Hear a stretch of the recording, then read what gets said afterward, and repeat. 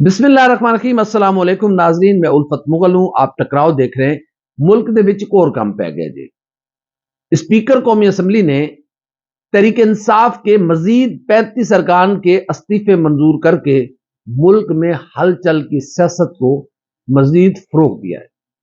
राजा परवेज अशरफ साहब, राजा जी, जलती पर तेल का काम कर रहे हैं। वो कुछ दिनों के बाद जब आग थोड़ी सी ठंडी होती है तो वो फिर उसमें पेट्रोल छिड़क देते हैं और फिर उसके शोले बुलंद होते हैं। यही कुछ पाकिस्तान की सियासत में हो रहा है। आखिर इसकी वजूहात क्या है कि एक साथ इस्तीफे देने वाले अरकाने कौमी असम्बली के इस्तीफे वक्फे वक्फे नाल कबूल क्यों किए जा रहे हैं? ए किसी पीर ने दसिया है? ए कोई सियासी हिकमत अमली है? ए चाह की रहने? और कौमी सलामती के इदारे जिनकी जिम्मेदारी है कि वो इस मुल्क की नजरियाती और जुग्राफियाई सरहदों के मुहाफिज हैं, वो क्या कर रहे हैं? वो कहां मसरूफ है और वो क्या सोच रहे हैं? इस पर आज हम आपके सामने कुछ हकायक रखेंगे जो कि बहुत तल्ख हैं। पाकिस्तान तहरीक इंसाफ के अरकाने कौमी असम्बली ने एक साथ इस्तीफे दिए थे, लेकिन स्पीकर कौमी असम्बली राजा परवेज अशरफ साहब सुबह को और कहते हैं, शाम को और कहते हैं। राजा जी, तुहाडी ते जुबान ही अपनी नहीं है, सोच तो होती नहीं है। आप तो एक कदम और आगे बढ़े और आपकी जुबान भी अपनी नहीं है। जब यही अरकान 1.5 हफ्ता पहले आपके सामने पेश हुए कौमी असम्बली में, तो आपने कहा जी रूल्स के मुताबिक मैं चलूंगा, मैं तो बड़ा पाबंद हूं, मैं तो बड़ा पारसा इंसान हूं। होंगे आप, कोई शक नहीं है, लेकिन पारसाई के लिए आपका किरदार होना भी बहुत जरूरी है। राजा जी ने क्या काम डाला है कि उनसे कहा है कि मेरे सामने एक एक रुकन पेश होगा, वो यकीन दहानी कराएगा। जब मैं मुतमईन होऊंगा कि इस पर कोई दबाव नहीं है, कोई प्रेशर नहीं है, तो मैं उसका इस्तीफा कबूल कर लूंगा। अगर वो इंसिस्ट करेगा कि हाँ मेरा कबूल किया जाए, मैंने अपनी मर्जी से दिया है, मैं इस्तीफा कबूल कर लूंगा। जब इमरान खान साहब ने ऐलान किया कि हम कौमी असम्बली में वापस आ रहे हैं, अपोजिशन लीडर भी लेंगे, राजा रियाज जैसी कठपुतली को भगाएंगे और खुद पाकिस्तान तहरीक इंसाफ अपना अपोजिशन लीडर लाएगी, फिर वजीर आजम के खिलाफ एतमाद का वोट के लिए उन्हें कहा जाएगा। अगर वो नहीं नाकाम होते हैं तो फिर जाहिर है मुल्क नए इंतखाबात की तरफ जाएगा या रन ऑफ इलेक्शन होगा, जो भी होगा। अपोजिशन लीडर बहरहाल तहरीक इंसाफ का होगा और निगरान वजीर आला के लिए जो होगी कंसल्टेशन होगी, उसमें तहरीक इंसाफ उसका हिस्सा होगी। पीडीएम के पांव जले, पीडीएम के पांव से जमीन खिसकी के खां तो फिर आ रहा है और उन्होंने बगैर सोचे समझे 35 अरकान के इस्तीफे मंजूर कर लिए।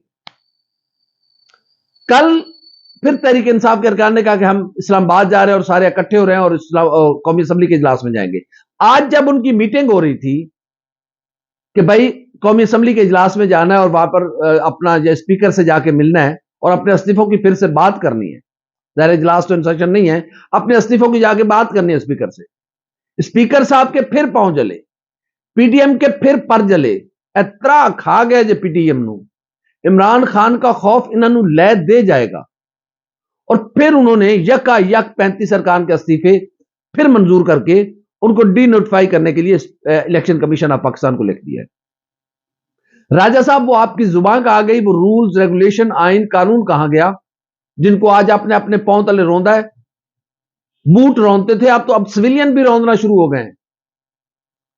राजा साहब, तारीख भी एक जानिब एहतसाब का इदारा खोल के बैठी हुई है और तारीख के सीने पे जिन अलकाबात में आपको याद किया जाएगा, काश कि वो आप और मैं आके पढ़ सकें कि तारीख क्या लिख रही है।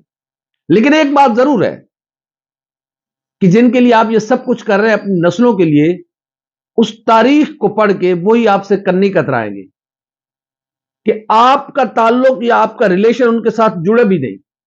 जाहिर है इंसान को शर्मिंदगी होती है, आंखें नीची करनी पड़ती है। आप पूछे ना उन डिक्टेटरों से जिनका जब कौमी असम्बली या किसी भी जगह नाम आता है कि फलां डिक्टेटर ने यह किया था, फलां ने यह कानून तोड़ा था, फलां ने आइन पर हमला किया था, उनकी औलादें सर झुका लेती हैं, नजरें झुका लेती हैं।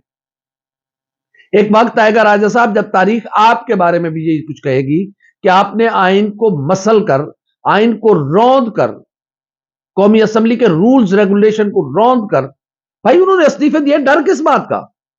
جان کیوں نہیں کر رہی ہے؟ زمین پاؤں سے زمین کیوں کھسک رہی ہے؟ سردی میں پسینے تمہارے رکتے نہیں ہیں. ڈر کھا گیا جو تم عمران خان دا.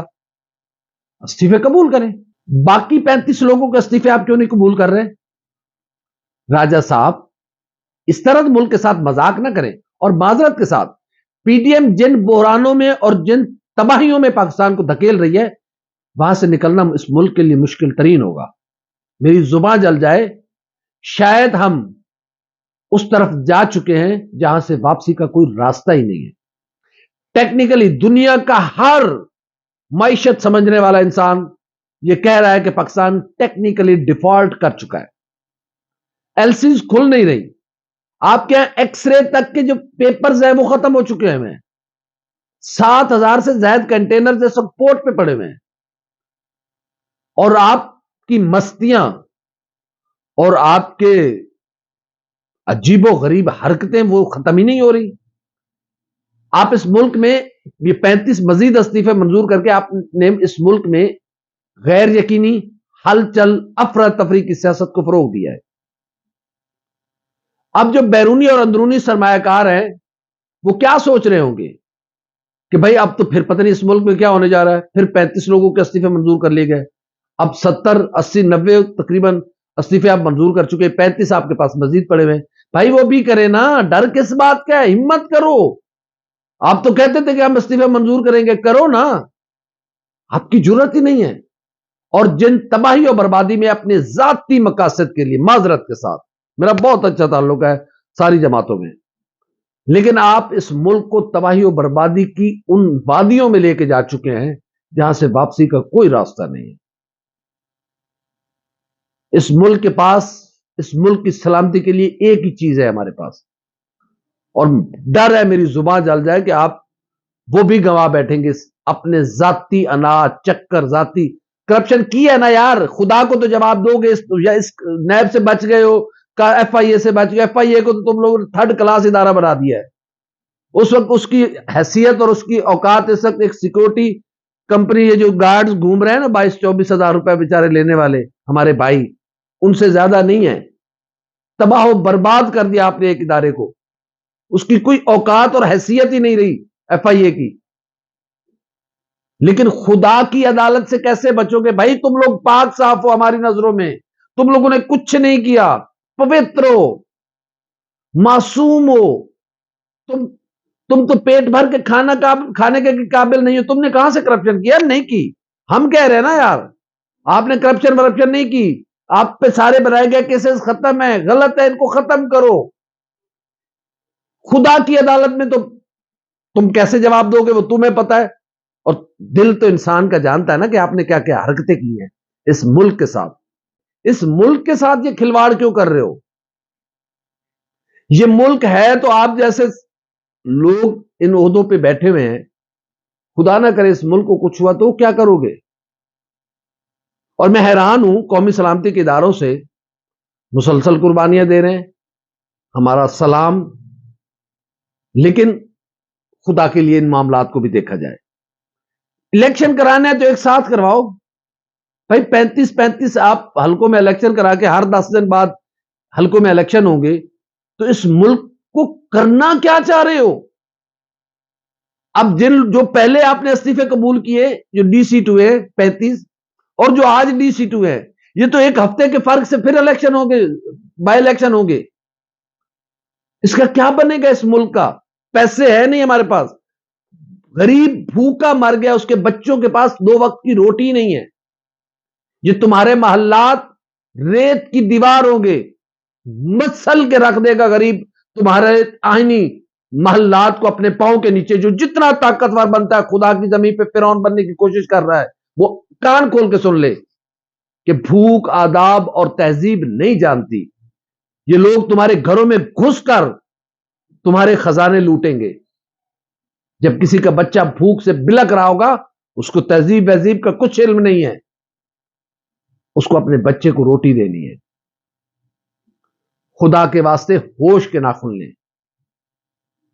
کیسے لوگ ہو یار کہ یہاں پتہ نہیں کیسے کیسے لوگوں کو اس ملک نے کتنی عزت دی اور تم نے پلٹ کے وار کیا اس ملک کی پیٹھ میں چھرا گھونپا. جس کو اس ملک نے جتنی عزت دی اس نے اس ملک پر اتنے وار کیے. کتنا بدقسمت ہے یہ ملک. خدا کے لیے ہوش کے ناخن لیں. میں کوشش کرتا ہوں کہ پروگرام اور کروں، لیکن وطن کی محبت ایمان کی عین نشانی ہے.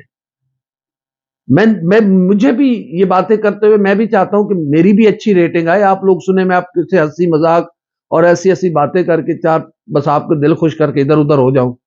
لیکن جب میں بیٹھتا ہوں آپ سے بات کرنے بیٹھتا ہوں تو بخدا میرا ذہن کہیں سے کہیں چلا جاتا ہے کہ میں نے بھی تو مرنا ہے نا، میری بھی تو یہ مٹی ہے، میرے بچوں کا یہ ملک ہے. کیا رہے ہیں اپنے ملک کے ساتھ؟ بخدا میں نے سوچ کے اور بیٹھا تھا کہ کسی اور انداز میں پروگرام کروں گا، ایک ہلکے پھلکے مزاحیہ انداز میں، لیکن طبیعت ہی ایسی نہیں ہے. دکھ ہوتا ہے اپنے ملک کے حالات دیکھتے ہوئے. ملک کو جس تباہ و برباد آپ کر رہے ہیں آپ کو ہوش نہیں ہے.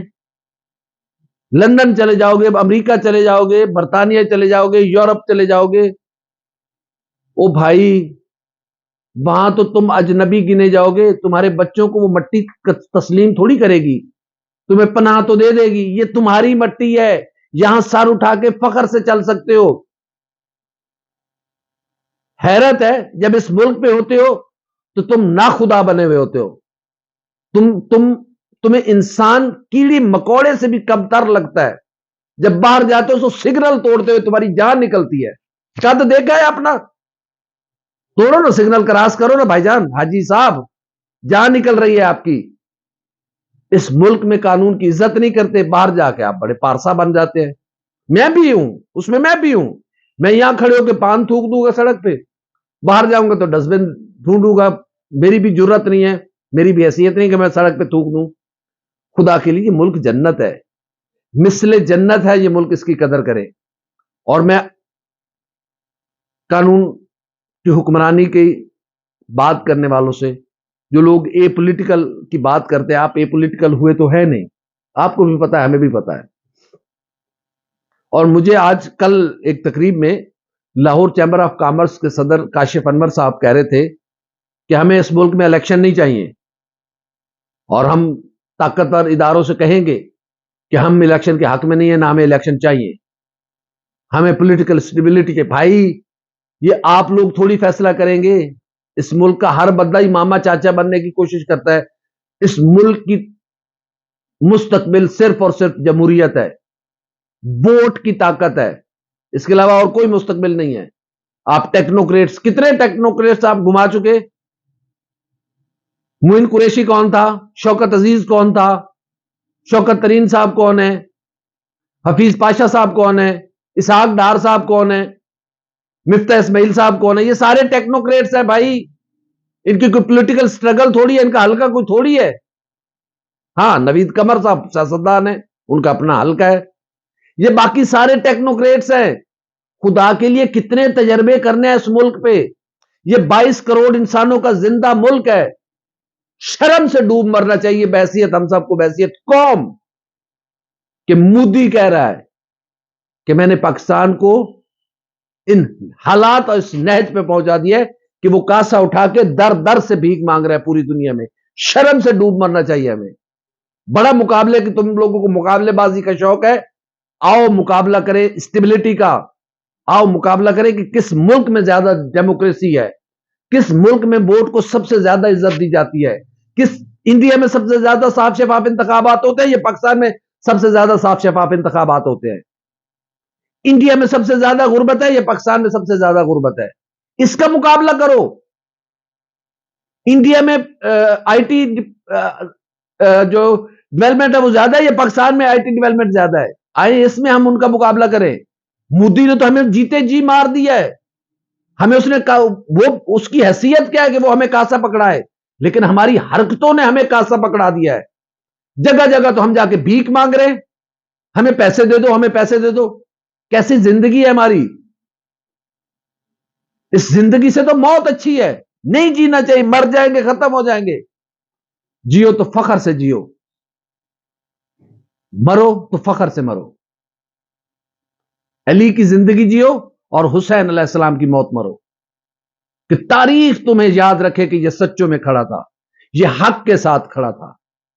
کل نفس ذائقۃ الموت, موت حقن و حیات حقن. لیکن یہ کیا بات ہے, ضلالتوں کی, تم پیسے کو خدا سمجھ لیا ہے, پیسے کو خدا سمجھ لیا ہے. پیسہ خدا نہیں ہے. قبروں میں اے سی نہیں لگنے, قبروں میں ہوادار ونڈوز روشن دان نہیں رکھے جائیں گے. خدا کے لیے اس ملک کا خیال کریں, اس ملک کے لوگوں کا خیال کریں. امید ہے ہماری آنکھیں اب کھل جائیں گی. الیکشن کرانے ایک ساتھ کراؤ, ان کے استعفے منظور کرنے ایک ساتھ کرو, کرنے چاہیے. اگر انہوں نے استعفے دیے تو کرو, اگر نہیں دیے تو پھر نہ کرو, پھر پک اینڈ چوز ختم کرو. یہ تمہاری بدنیتی, منافقت, مفادات, ڈر, خوف تمہاری کانپیں ٹانگ رہی ہیں عمران خان سے. میں تو پھر یہی آگے کہوں گا, میں عمران خان کا حمایتی نہیں ہوں, مت سمجھے گا. لیکن بھائی انہوں نے استعفے دیے تو ایک ساتھ قبول کرو, نہیں دیے تو پھر سب کے ساتھ نہ کرو. یہ پک اینڈ چوز کیا ہوتا ہے؟ موت پڑ رہی ہے الیکشن کا نام سن کے, بڑے تم سیاستدان بنے پھرتے ہو. اسٹیبلشمنٹ کی چھتریوں کے بغیر تم کبھی آ نہیں سکتے. پھر سچ ہے نا رجیم چینج, یہ امریکہ کے کہنے پہ سب کچھ ہوا ہے. یہ پھر عمران خان سب جو کہہ رہا ہے سچ کہہ رہا ہے. کیا تیر مارا ہے آپ نے آ کے. اور قمر جاوید باجوہ صاحب, معذرت کے ساتھ میں نام لے رہا ہوں, آپ اس قوم پر وہ ظلم ڈھا کر گئے جو جنرل ضیاء بھی نہیں ڈھا سکے, جو پرویز مشرف بھی نہیں ڈھا سکے. آپ نے لوگوں کو لقمے کا محتاج کر دیا ہے. خدا آپ سے اس دنیا میں حساب لے, خدا آپ کو آخرت میں اس بات پر جواب دہ کرے. اور خدا ہر اس شخص کو جواب دہ کرے جو اس ملک کے ساتھ کھلواڑ کر رہا ہے. میرے اللہ اپنے حبیب کے آخری حج کے صدقے میں اس وطن عزیز کو اپنوں اور غیروں کی سازشوں سے محفوظ رکھ. آمین ثم آمین. ہماری ویڈیو آپ کو کیسی لگی؟ لائک کریں, کمنٹ کریں, سبسکرائب کریں, بیل آئیکن کے بٹن کو دبائیں تاکہ جو بھی ہماری ویڈیو ہے سب سے پہلے آپ تک پہنچے.